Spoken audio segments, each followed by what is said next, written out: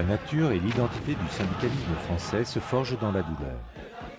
Les dispositions prises au cours de la Révolution française, à l'encontre des premières associations ouvrières, vont profondément marquer l'avenir du mouvement syndical jusqu'à nos jours.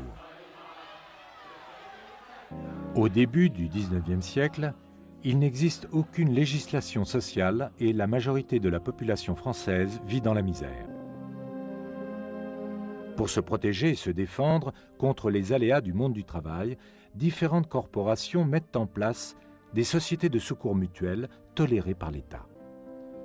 À mesure que les conditions économiques se dégradent, les grèves, les bris de machines et les émeutes de subsistance se succèdent, et les sociétés de secours mutuels vont peu à peu servir de base à l'action de résistance, comme à Lyon en 1830.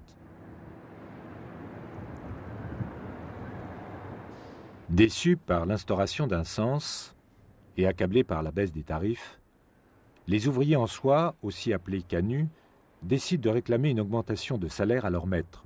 La révolte est écrasée au terme d'une répression sanglante.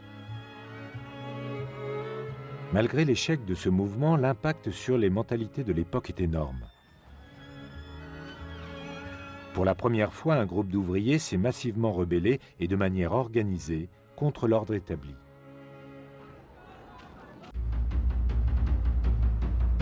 La révolte des canuts a profondément renforcé la volonté d'acquérir une autonomie face au patron et donc le sentiment d'appartenir à une classe sociale distincte. Dès lors, un cycle de révoltes ouvrières et de répression commence. Très vite, les ouvriers sont de tous les combats et perçus à ce titre comme des instruments privilégiés pour causer la chute de Louis-Philippe en 1848.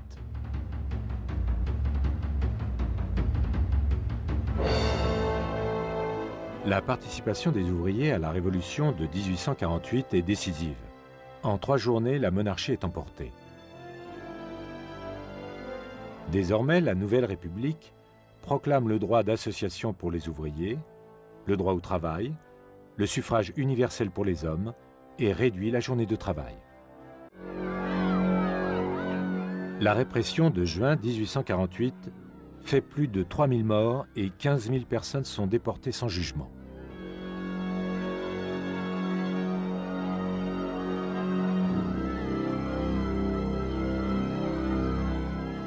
L'ouvrier organisé redevient suspect aux yeux de l'État.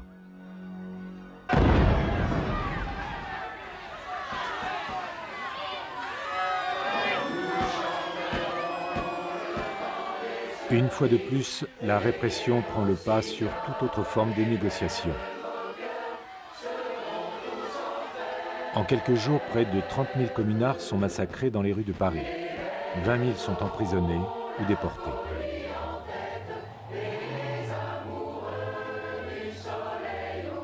La répression décapite le mouvement ouvrier révolutionnaire.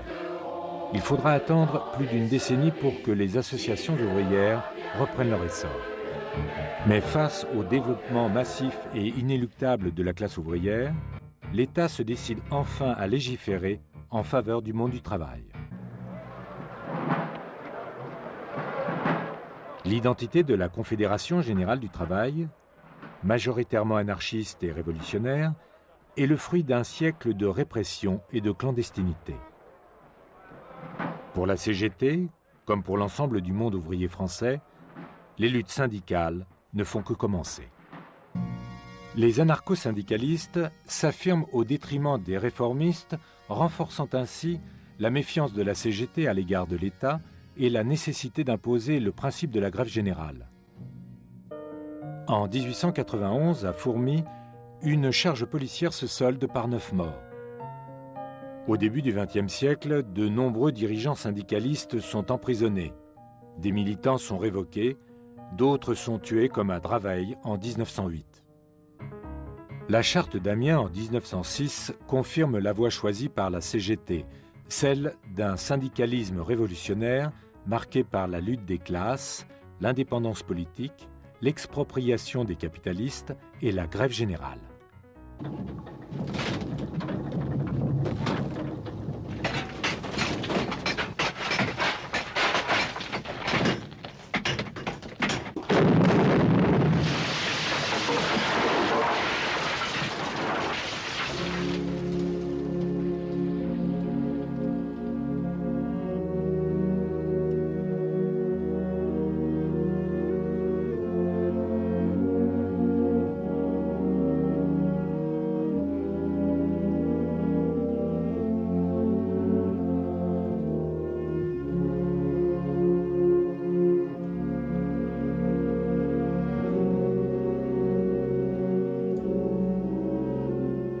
En 1906, la catastrophe de Courrières fait plus de 1100 morts. Elle provoque une grève générale des mineurs du Pas-de-Calais, pour qui les compagnies minières portent la plus grande responsabilité de cette tragédie. Soutenus par la CGT, les Gueules Noires déclenchent une grève générale. Plus de 60 000 mineurs suivent le mouvement, réclament une augmentation de salaire et le maintien des veuves dans leur logement. Paniquée, la direction en appelle au ministre de l'Intérieur, Georges Clemenceau, qui débarque à Courrières avec 20 000 soldats. La rébellion est matée en quelques jours à coups de crosse. 1911. Jean Jaurès, député du Tarn et directeur du journal L'Humanité, s'inquiète à l'Assemblée du spectre de la guerre qui plane sur l'Europe. 3 ans plus tard, le 31 juillet 1914, Jaurès, chantre du pacifisme, est assassiné. Paris se réveille en deuil. L'Allemagne déclare la guerre à la Russie et 2 jours plus tard, à la France.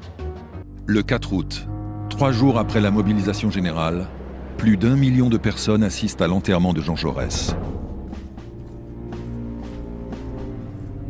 Le gouvernement retient son souffle. Que va faire la CGT ? Léon Jouot, son secrétaire général, prend la parole et avec émotion déclare « Acculés à la lutte, nous nous levons pour repousser l'envahisseur. » Le syndicat se range aux côtés de l'État pour la défense de la nation. C'est l'union sacrée.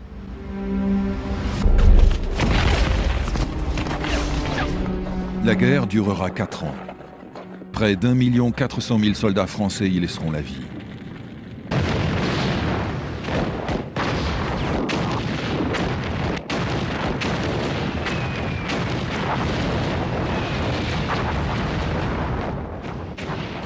La Première Guerre mondiale fait voler en éclats l'équilibre fragile du syndicalisme français.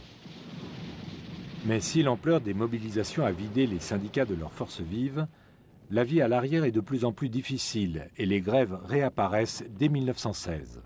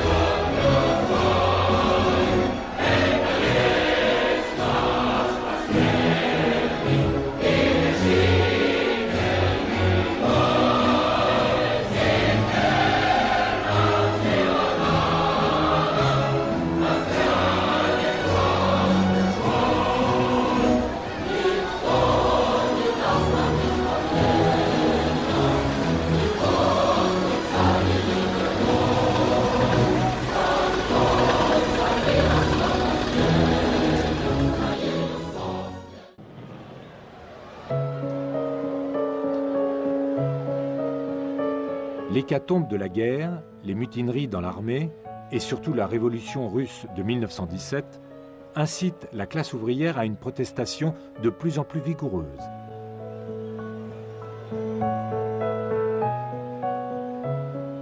Au lendemain de la guerre, les adhésions syndicales se font par dizaines de milliers, mais l'état d'esprit des syndicats a changé.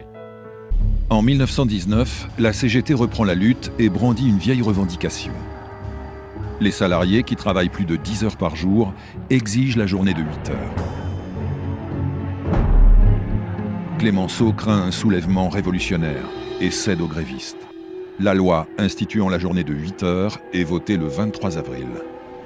Au sein de la CGT, les rapports se radicalisent entre les minoritaires à tendance communiste et les majoritaires à tendance socialiste. La direction procède alors à des exclusions massives des opposants communistes qui fondent en 1922 une nouvelle centrale, la CGTU.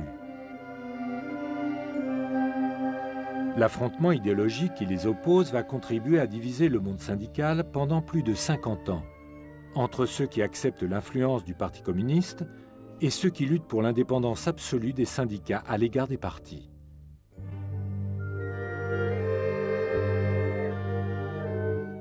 Dans le même temps, les syndicats se multiplient. Le syndicat chrétien CFTC en 1919 et les organisations de fonctionnaires, enfin reconnue en 1924. La crise de 1929 se répercute en France dans les années 30, alors que la classe ouvrière est en plein bouleversement. Le salaire au rendement se généralise, la déqualification massive et la baisse du pouvoir d'achat font des ravages. La longue foule des chômeurs s'étire le long des routes et dans les villes. Par les marches de la faim, ils exigent l'ouverture d'un fonds de chômage et protestent contre les 500 décrets-lois de Laval, instaurant la répression gouvernementale et anti-ouvrière. En 1934, les salaires ont baissé de plus de 30% depuis 1930 et le nombre des chômeurs approche de 500 000. Ils réclament du travail et du pain. Dans toute l'Europe, le fascisme gagne du terrain. En France, le 6 février 1934, une manifestation d'extrême droite soulève l'indignation des syndicats qui décident, pour la première fois, de réagir ensemble. Le 9, à l'appel de la CGTU et du Parti communiste, la classe ouvrière unie tient le pavé de Paris toute la nuit. Et le 12, c'est la grève générale. Les cortèges de la CGT et de la CGTU se rencontrent. Ce mélange ne forme plus qu'un seul grand cortège. Nous avions retrouvé l'Union des travailleurs sapée 13 ans plus tôt. Grâce à elle, en février 1934, nous avons barré la route au fascisme.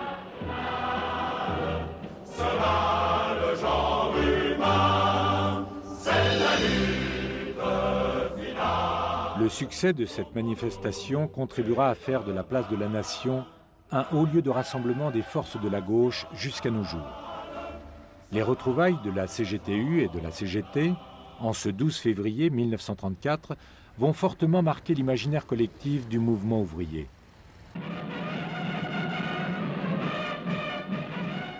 Quelques mois plus tard, la CGT et la CGTU se réunifient et les partis de gauche du Front populaire remportent les élections de 1936. La classe ouvrière prend alors conscience de sa force et se lance dans des grèves qui vont s'étendre à la France entière.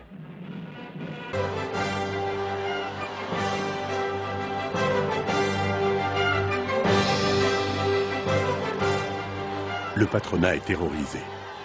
Non contents d'arrêter le travail, les ouvriers occupent les entreprises, constituent des comités de grève, organisent des bals et des banquets dans les usines. C'est un gigantesque élan d'enthousiasme, nourri de colère, de fierté et d'espérance, qui emporte plus de 2 millions de travailleurs et leurs familles sur un air de kermesse.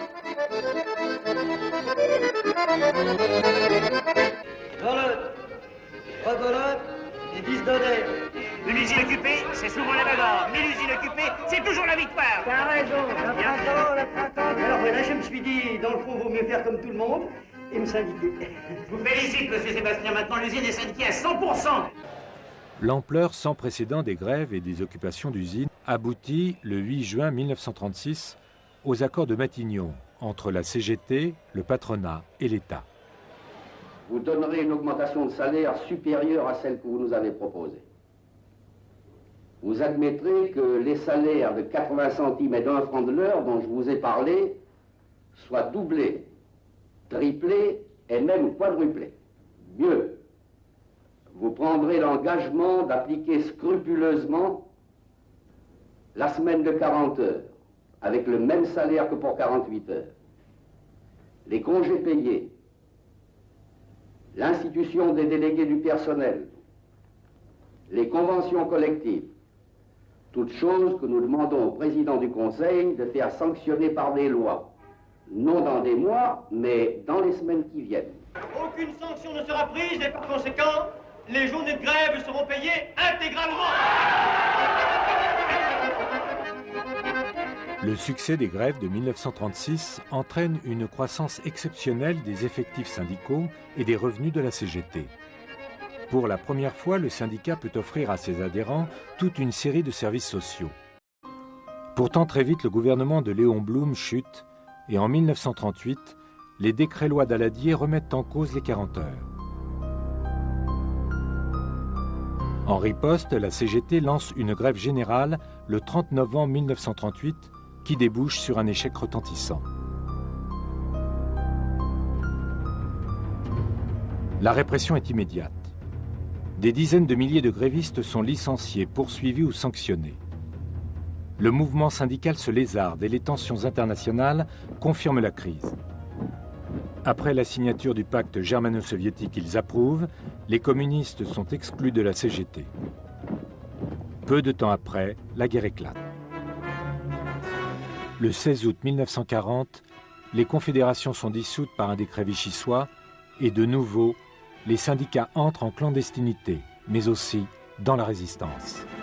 En 1943, les anciens de la CGTU et de la CGT, fortement impliqués dans la résistance, décident la réunification syndicale dans une nouvelle CGT clandestine. Elle retrouve vite son efficacité dans l'action.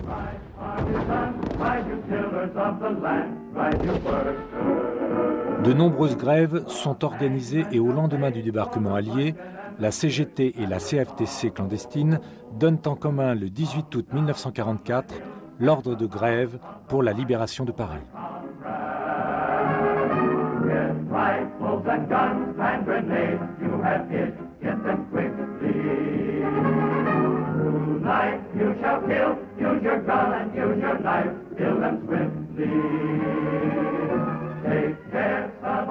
Au lendemain de la guerre, les confédérations syndicales sont rétablies et occupent désormais une place plus importante qu'avant le conflit, à la mesure de leur participation à la résistance.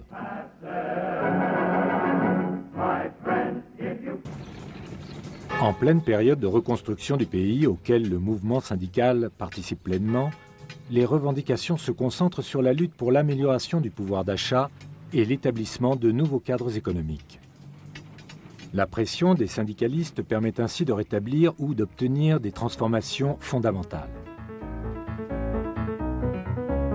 Le droit de se syndiquer reconnu pour tous, le droit de grève, la mise en place des délégués du personnel, la création des comités d'entreprise, des nationalisations en série et enfin l'établissement de la sécurité sociale.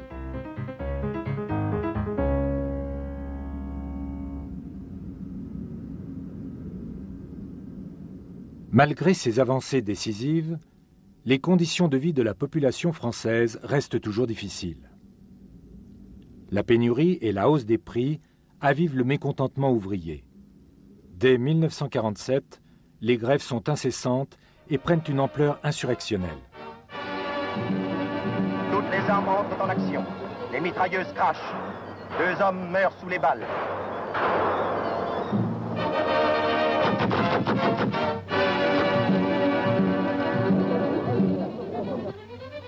La police lance des bombes lacrymogènes importées d'Allemagne. Malgré l'intensité des grèves, les résultats sont minces. C'est un échec pour l'ensemble du mouvement ouvrier.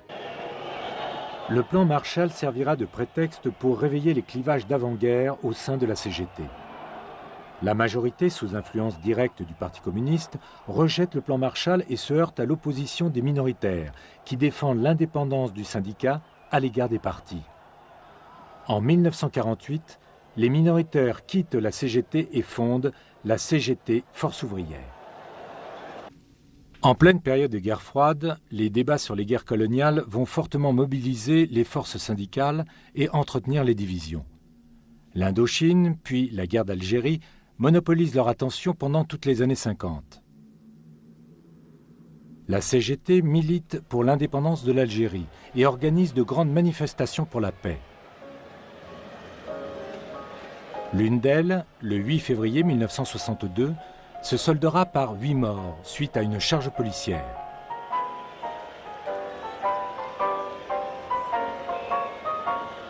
Il faut attendre la fin de la guerre d'Algérie pour que les questions sociales reprennent leurs droits.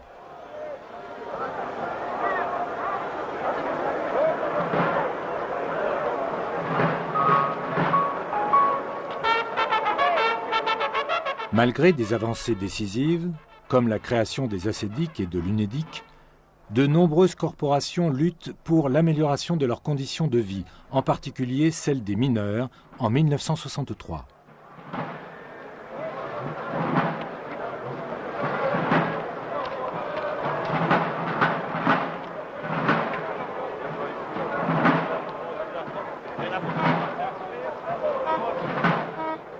Face aux grèves, le général de Gaulle décide la réquisition des mines. La réaction est immédiate.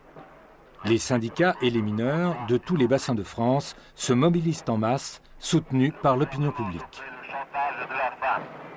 Si nous n'avons pas accepté le chantage à la réquisition le 3 mars, ce n'est pas celui à la faim que nous accepterons aujourd'hui.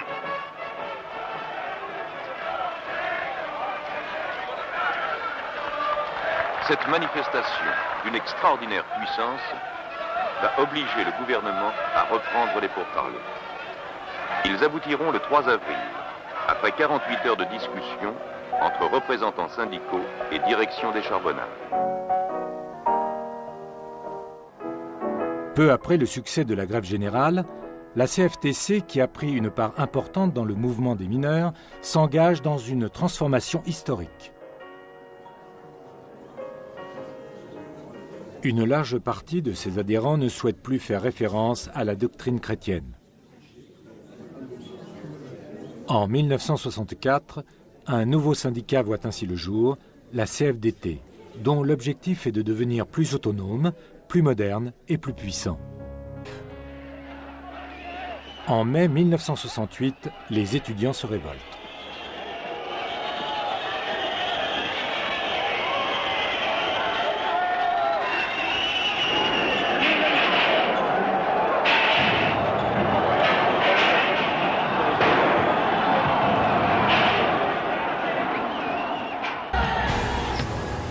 Mai 68 s'embrase, et dans la nuit du 10 mai, Paris vit de véritables combats de rue. L'escalade de la violence et la brutalité policière font basculer l'opinion du côté des étudiants. Il est évident que des problèmes n'ont pas tout de suite été quand même véritablement compris, mais à partir du moment où la police a chargé au quartier latin et ailleurs, il y a eu quand même un mouvement de sympathie. La CGT, craignant que les idées révolutionnaires de la jeunesse puissent contaminer les ouvriers, entre dans la danse et reprend le mouvement en main. Avec FO et la CFDT, elle appelle à la grève générale. Le 13 mai 68, 7 millions de personnes, étudiants et salariés unis, arpentent le bitume aux 4 coins du pays.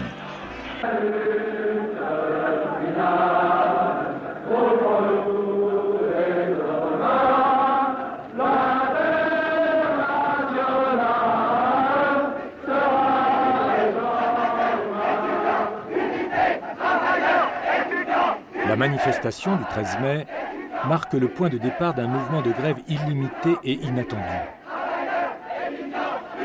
Les étudiants occupent les universités et toutes les catégories socio-professionnelles font de même dans les usines, les bureaux et les entreprises. La grève avec occupation d'usines est adoptée à l'unanimité d'une voix. Régler les comptes en fer avec le patronat et les satisfaction aux légitimes revendications que nous exprimons depuis 10 ans nous ont toujours été refusées.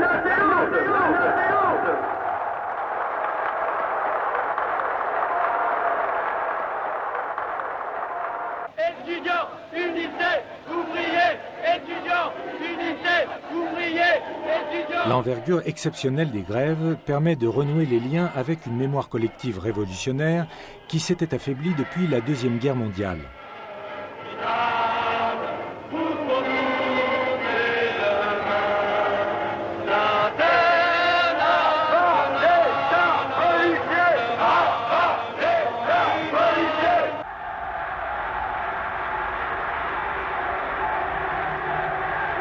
Les mouvements sociaux de mai-juin 68 ont déstabilisé la Ve République.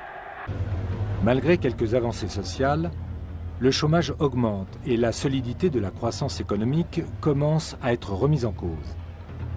Dès lors, les grèves se multiplient et s'étendent à tous les secteurs économiques. À l'automne 1973, le conflit LIP a déjà pris une ampleur exceptionnelle. Unis contre le plan de restructuration que veut leur imposer une firme suisse, les employés de chez LIP ont entrepris une forme de lutte syndicale, démocratique et innovante.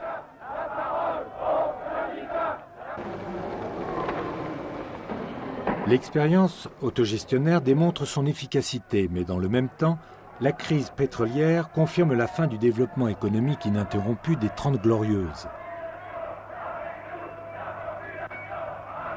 Désindustrialisation, Baisse du pouvoir d'achat, montée du chômage, remise en cause de la protection sociale, toutes les catégories socio-économiques sont touchées. Le conflit libre tourne la page des grands mouvements sociaux, initiés en mai 68 et marqués par le sentiment qu'un changement de société était possible. C'est tout, c'est